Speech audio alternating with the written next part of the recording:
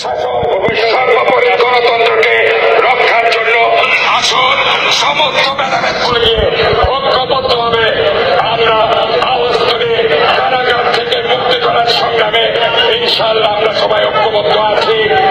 ছিল না অধিকার, স্বাধীনতা, জবাবদিহিতা, স্বৈরাচার সরকারের পতনেই হলো সবকিছু ক্রমাগত পরিবর্তন।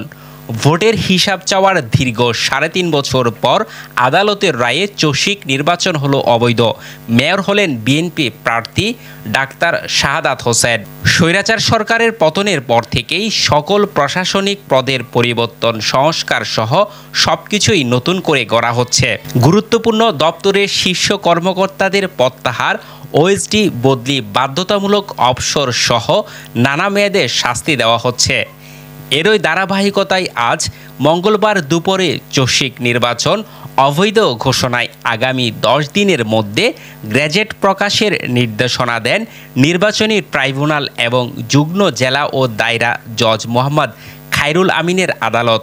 মামলায় চসিক নির্বাচন অবৈধ ঘোষণায় নৌকা প্রতীকে বিজয়ী মেয়র প্রার্থী রেজাউল করিমের মেয়র পদ বাতিলে নতুন মেয়র হলেন মামলার বাদী নির্বাচনী নিকটতম প্রতিদ্বন্দ্বী ধানের শীষ প্রতীক প্রার্থী ডাক্তার শাহাদাত হোসেন।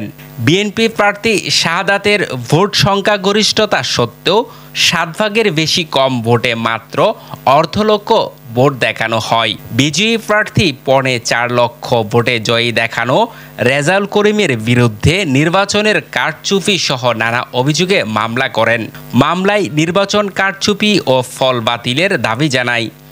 শতভাগ ভোটার উপস্থিতি, ভোট শূন্য মাঠে মাত্র 4 থেকে 6 ভাগ ভোটার স্থলে 22 ভাগ ভোটার উপস্থিতি দেখানো, ভোট কেন্দ্র থেকেই ইভিএমের প্রিন্ট দেখানো হয় নাই। নৌকা প্রতীক পাওয়ার পর থেকেই চসিক কর্মকর্তারা নৌকা প্রার্থীর সাথে গভীরতা, অন্তরঙ্গতা, পূর্ব পরিকল্পিত শুধুমাত্র আনুষ্ঠানিকতায় পাতানো নির্বাচন সম্পূর্ণ করা হয়। মামলায় বিবাদী হলেন সাবেক মেয়র রেজাউল করিম সহ সাবেক নির্বাচন কমিশনার সহ 9 জন। দেশের 12টি সিটির চট্টগ্রাম সিটি কর্পোরেশন অন্যতম। বাণিজ্যিক রাজধানী হিসেবেও দেশ বিশ্বে সুপরিচিত। পলাতক স্বৈরশাসক কেউ আর মাঠে নেই।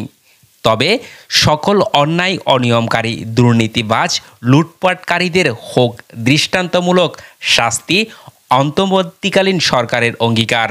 সকলকেই নাগরিক অধিকার ফিরে পাক, এমনটি নগরবাসী সকলের প্রত্যাশা।